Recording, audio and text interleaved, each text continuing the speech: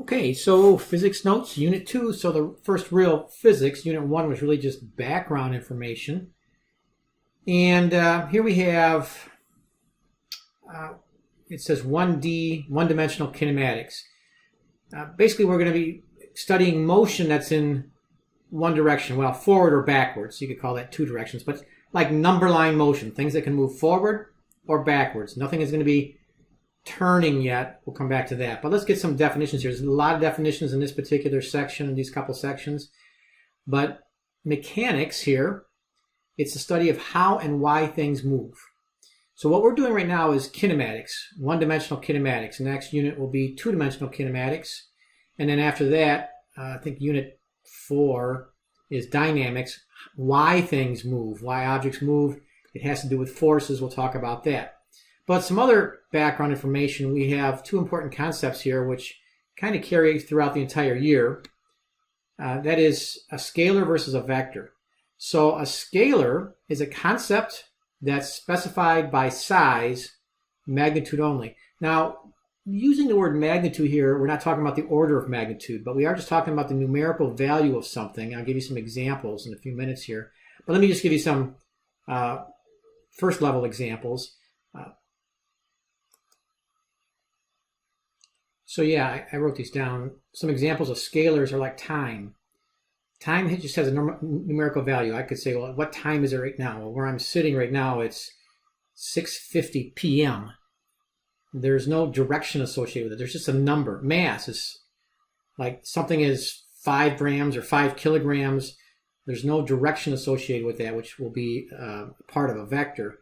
Distance, basically, is how far you travel. And there's many other scalars. We'll give you other examples as we go along. But what's associated with a scalar is just a numerical value. As opposed to a vector, it has this numerical value. It includes the scalar part, but it's more descriptive. It also includes the direction. For example, velocity.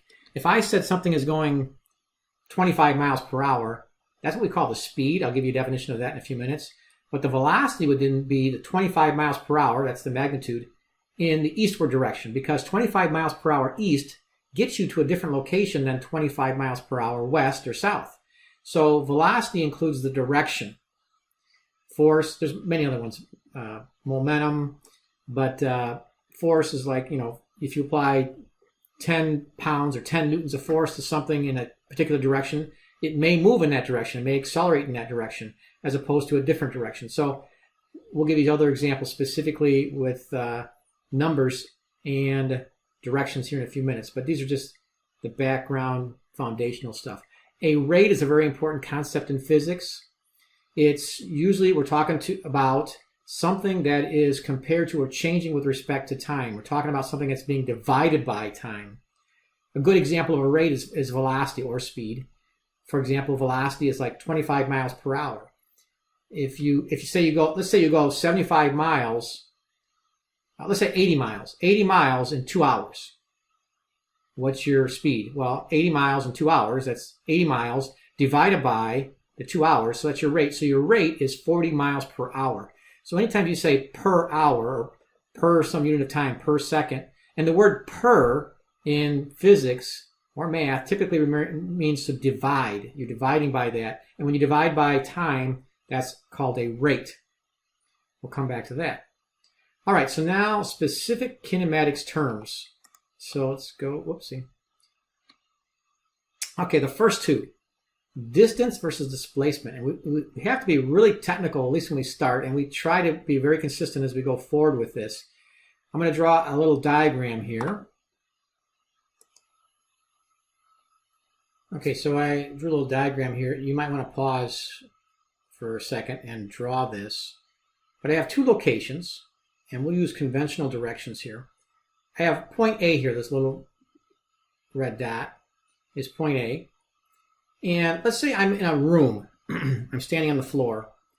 And typically, if you walk towards the front of the room or straight ahead, let's say on a typical map, towards the top of the page is north. So I walk north 3.2 meters from this spot A to this corner right here, 3.2 meters. And then I turned at a right angle and I walked 5.1 meters to this spot right here. And then I turned at a right angle and walked 3.2 more meters this way to point B. So I went north, and then this would be east on a standard map, and then I went south if I'm looking at a tabletop. So I ended up at point B. All right, so distance is defined as the total length of a path traveled. The odometer in your car measures this, the little wheels that tell you how far you've traveled. It's your distance. In this case, it's 3.2 plus 5.1 plus 3.2, so that's what? 6.4 plus 5.1 is 11.5. So your distance here is 11.5 meters. 11.5. That's a decimal spot there, sorry. Oh my goodness. 11.5 meters. Get that right. 11.5 meters. That's my distance. And we're going to use the letter D for distance. So we're going to say the distance here is 11.5 meters. And that's all there is to it. But your displacement here, in some ways it's simpler, but it's so much simpler that we get confused sometimes. Displacement, all you worry about with displacement is location A and location B. You forget about the path. It could have been a curvy path, any kind of convoluted path. It does not matter. The path does not matter. All that matters is point A and point B. And all you do is look at how far is point B, your final spot, from point A. Straight line. So in this case, the straight line distance between point A and point B is 5.1 meters. So your displacement here is 5.1 meters. And you have to say that that's east, because to the right on a map is east, or you could say right. You could say right or east here. So my displacement is 5.1 meters east. Now the other little tricky thing about this is we're not going to use the letter D for displacement. Now, a lot of different books use different letters, and here's where it possibly will be confusing, but I'll have it summarized at the end. We're going to use delta x as displacement. So we'd say delta x equals 5.1 meters east. We're going to use the letter x to represent a location. So you have location at A and then a location at B, and the difference between those two is 5.1 meters. I'll come back to that in a little bit here. So that's your displacement, 5.1 meters east. It's a different number than 11.5 meters as your total distance traveled. So you can already see how distance and displacement are different. Distance is a scalar. There's no direction associated with it. Displacement is a vector. You have to include that direction. All right, so speed. Speed is distance over time. It's a rate. So you're dividing, two numbers. And let's say if I go back to that previous problem, let's say that took me let's say it took me 4.5 seconds or 4.4 seconds. So let's say the time was 4.4 seconds to walk along that path. All right, so that's my time. Now down here, and this is probably something you've done before, you can probably figure it out, but then once again, there's all these subtopics that can get you confused. So we're going to try to avoid the confusion by practicing and spelling it all out specifically to start with. So speed, in life, we kind of equate speed and velocity, but in physics, we got to be very particular here. Speed is the distance traveled over time. And the other thing is there's different subsets. There's your average speed, your instantaneous speed, which means your speed at a specific point in time, or you might have a constant speed where like a car is going 25 miles per hour. You're on cruise control, or 60 miles per hour. So we have these different subterms that relate to speed. But in the first swipe at this, speed, and I will have a subscript like this, and I usually put like speed average, which means average speed, is your distance divided by your time. Okay. The unfortunate thing, this book and a lot of books do not have a letter that they use for speed because a lot of times they used to use the same letter for velocity. We're going to be using V for velocity, but I'm going to write it out for now because this book that we're using, OpenStax, it never gives you a letter. It always spells it out. It'll say your average speed or your speed average. So, but symbolically, I can have D over T. So that's my equation. Average speed is distance over time. Another way you'll see this like in math books, you'll solve this. It'll say rate times time equals distance, where the speed is the rate. In other words, if I multiply both sides by t, I get the rate, which is your speed, times your time equals your distance. That's just a reformatting of that particular equation. But for example, in the one that we just did, if I want to get the average speed, all right, it's the distance. What was that distance? 11.5 meters? Yeah, 11.5 meters in 4.4 seconds. So it's 11.5 meters in 4.4 seconds. So my average speed is 2.6 meters per second. That's my average speed. There's, I could have been going faster at some point or slower than at some point. So I'm just averaging 2.6 meters per second. So keep that in mind, that there's also what's called instantaneous speed, as I mentioned before. At some point in time, I was going that fast. And I might have been going that speed most of the time, but at the beginning I had to speed up, and then at the end I had to slow down. But when we say instantaneous speed, we mean the speed at any given point in time in the path of an object. It's more of a conceptual thing. You really can't technically calculate it, but you can think about it, and we'll do some quasi-calculations of that as you'll see going forward. But constant speed means like you're staying on cruise control. As I walk a path like that, I might not be able to maintain its steady 2.6 meters per second as I turn, or as I start up and as I stop. But we're going to do a lot of problems where something is at a constant, or what we say uniform, steady, or unchanging speed. And once again, we'll give you examples of that. But that's the basic equation there in this red circle to have in mind, and I'll summarize that in a few minutes. As opposed to now, in this particular problem, if I go down to velocity, velocity is the displacement over time. And once again, we have to do V average, or velocity average. So the definition, velocity average, equals displacement, okay? And we said that we're going to use delta x for displacement. And in the book, it'll start off by using delta t for time. The triangle means delta, change in x, change in your position. But they're going to drop the delta for the t. For the x, a lot of times they'll also drop the delta. They get kind of sloppy. But with the time, we always set our time zero at time, your initial time. So your final time is your lapse time. So a lot of times we negate that delta. But bottom line is you're going to have V average, so V stands for velocity, equals delta x over delta t. Like I say, you can drop the delta t. Now in this book, they don't use the subscript average. And I'll have this summarized again. They're going to say in the book, they're going to have this. They're going to have a bar over. They're going to have V average. That means V average. So in this book, I'm not going to do that. I'm going to just, because I think it's a little bit better, I'm going to use this V average. I'm going to say V average equals displacement over time. In the book, they'll have a V with a bar over it. That means V average, just so you know that. Okay, so in the problem that we just did, the V average is your displacement, which was what? I forgot now. It was 5.1 meters divided by 4.4 seconds. So 5.1 meters divided by 4.4 seconds. So the V average equals 1.2 meters per second east. Once again, as a note, I'm doing 2 sig figs here. All the numbers I started with had 2 sig figs. Same thing for the speed calculation. Everything was in 2 sig figs. So I rounded off to 2 sig figs in the answer. So you can see here the average speed, or average velocity, is quite a bit different than the average speed. It's 1.2 meters per second east is your average velocity. So once again, the book will have a V bar, a bar over the V for V average.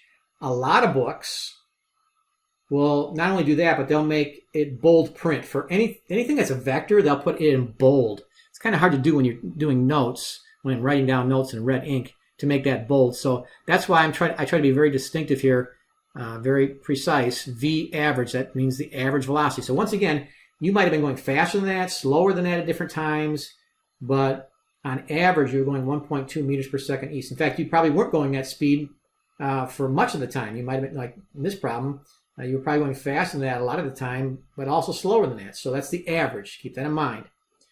All right, the final definition, the main definition we have to get into right now is acceleration. This is the one that you probably haven't done a whole lot of. You know when something's accelerating because you can feel it when a car accelerates or decelerates. It's just a negative acceleration. But the acceleration is the rate at which the velocity is changing. It's a change in velocity divided by time. So numerically, once again, or I'll just do it symbolically. So you're going to have A for acceleration. The average acceleration equals the change in velocity, delta V, over delta T. So once again, they're going to drop the delta T a lot.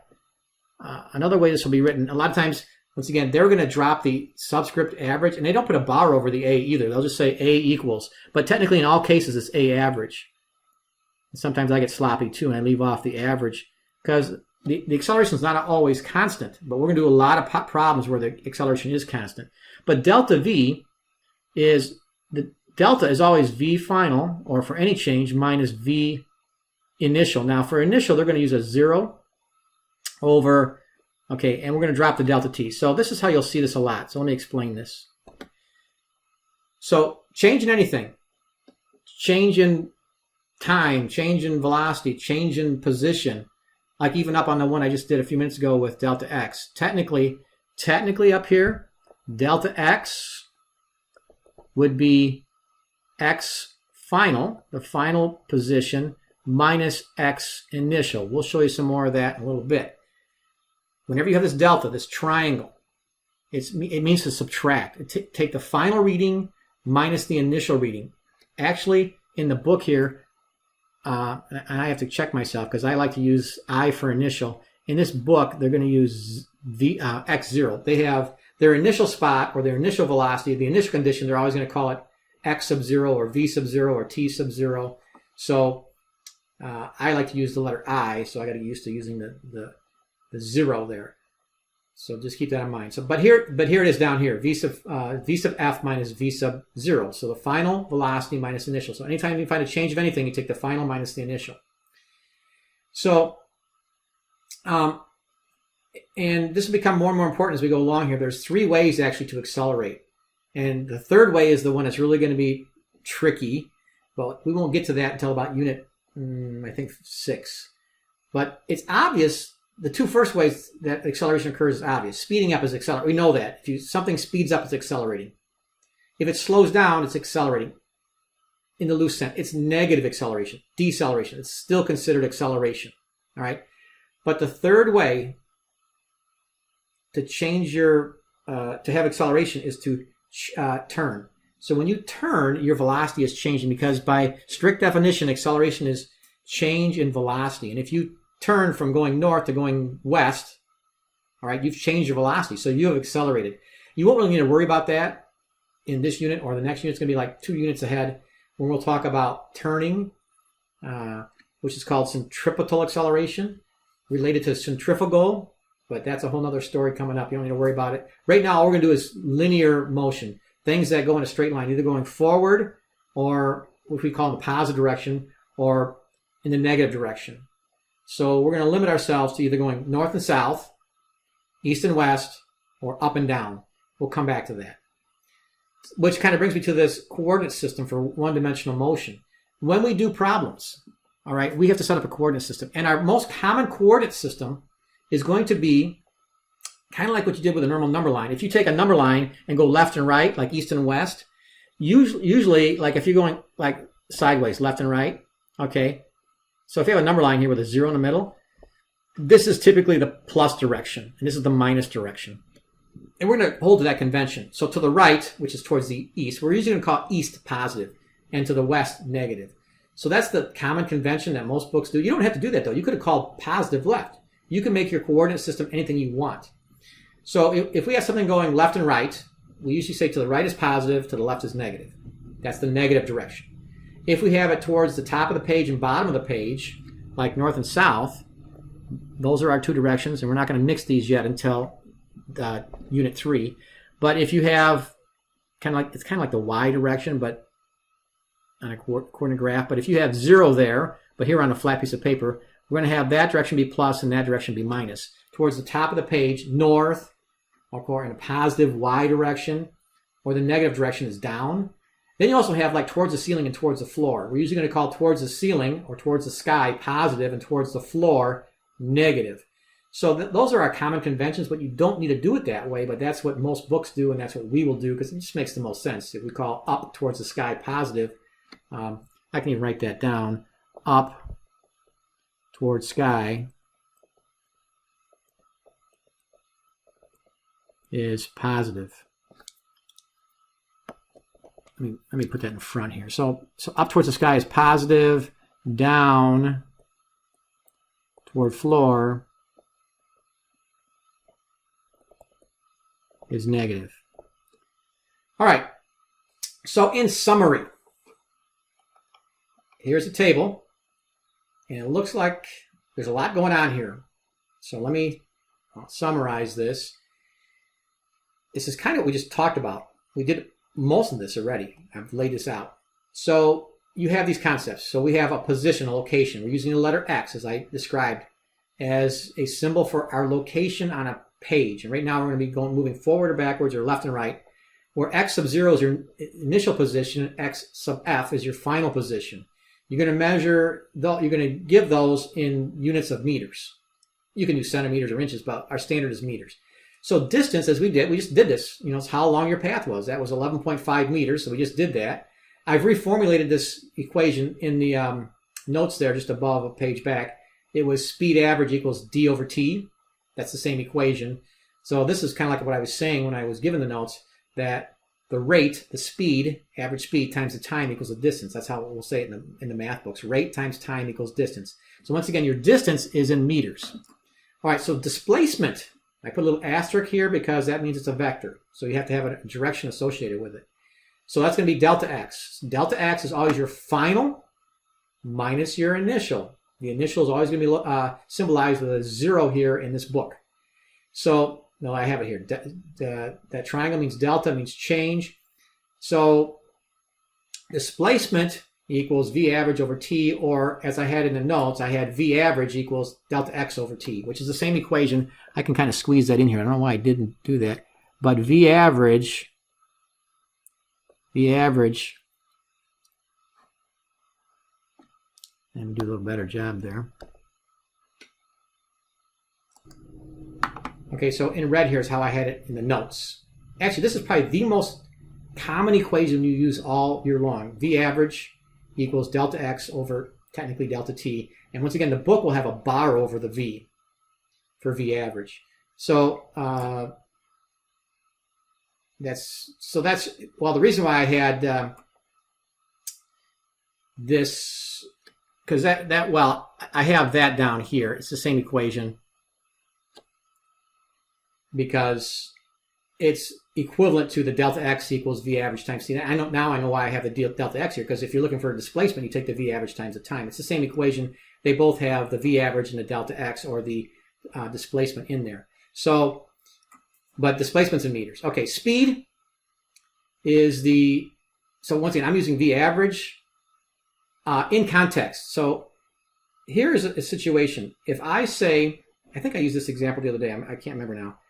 If I, yeah, I did use this example once.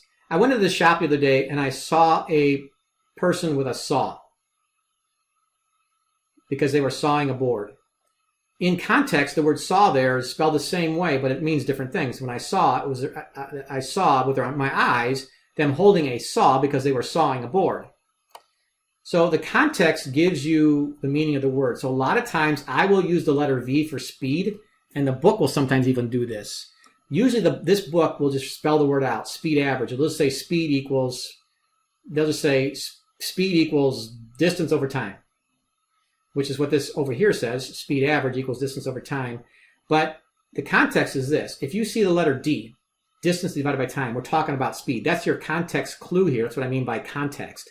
If you're dealing with distance dividing by time, you're talking about speed, not velocity, because to get displacement, you have to do, or to get average velocity, you have to have displacement over time, delta X. You're changing your position over time, which comes down to here. I've already outlined this. We gave you the definition. V average, V sub 0 is your initial position, V sub final is your final position, and then you have that equation there, which is the definition of V average. and your units are meters per second. Okay, and then finally acceleration is defined as delta v over t. So it's your change in velocity over time. And I wrote this down when I gave you the definition of average acceleration, because delta v, change in velocity, is your v final minus your v initial. So if you put that all together, this is already written down once above here on the previous page. Your average acceleration is v sub f minus v sub 0 initial divided by your time. The weird thing about this are the units. The standard units are, because you're taking a velocity, which is meters per second, and you're dividing again by seconds. The seconds don't cancel, because velocity is in meters per second. That's up here. Or you get miles per hour, but that's not standard. Or centimeters per second, or centimeters per hour. It doesn't matter, but the standard is meters per second. But if you take meters per second, you're going to have a velocity divided by a time. That comes out to be meters per second per second. So another way to say that is meters per second squared. So we will have it written both ways like this. These are two different ways to write the same thing. I think your book always says meters per second squared, which is equivalent to meters per second per second. All right, we're going to give you examples of that in a few minutes here, or the next lesson, I guess. But so to recap a few other things. So in this book, for V average, they're going to have a V with a bar over it. For A average, for the average acceleration, they're just going to say, well, they're actually, I don't think they're going to have they might have a line over it, but I'm going to use, this is what I'm using, which is pretty obvious what that means. You get the average velocity, average acceleration. The book gets a little sloppy, I think, not in that respect, but down here, they're going to start using V for V final. Over here, this V right here, they're going to use that for a V final. That's the velocity at a specific time, the end of a particular problem. That's the instantaneous velocity at that time. It's not a V average. So it's a velocity at a distinct point in time. So you have V sub 0, which is your initial velocity, which may or may not be 0. So your V sub 0 and your V sub f are instantaneous velocities. They're velocity at a given time. They're not your average velocity. There's ways of averaging to get the average velocity, as you saw earlier, and we'll talk more about that. They also get a little sloppy in the book, I think. They use just the letter X for X final. They spell that out, but I'm going to keep consistent with the subscripts. So you have X sub 0, your initial starting position, and X sub final, your final position. And if you subtract them, you get delta X. So keep that in mind. I'll be consistent with that, I'm pretty sure. I hope to be. If I'm not, let me know. So this is one thing I'm going to be consistent with as well. They really start dropping the delta T, because in every problem, you basically can set your stopwatch to start when the problem starts. T0 equal to 0. Your initial time is 0. So your change in time, your elapsed time will be T final minus T sub 0, but T sub 0 will be 0. So they don't do a T final. I probably will not be using T sub f. I'll probably be just doing what they do. I'll just use T for time. This always means the elapsed time in that particular problem. So there you go. Those are all the definitions that we are going to then apply in problem solving kinematics, one direction, and eventually two directions, and eventually in your further career, 3 dimensions. Well, further career in physics or engineering, probably not in biology or chemistry, but we're going to at least do the 2-dimensional.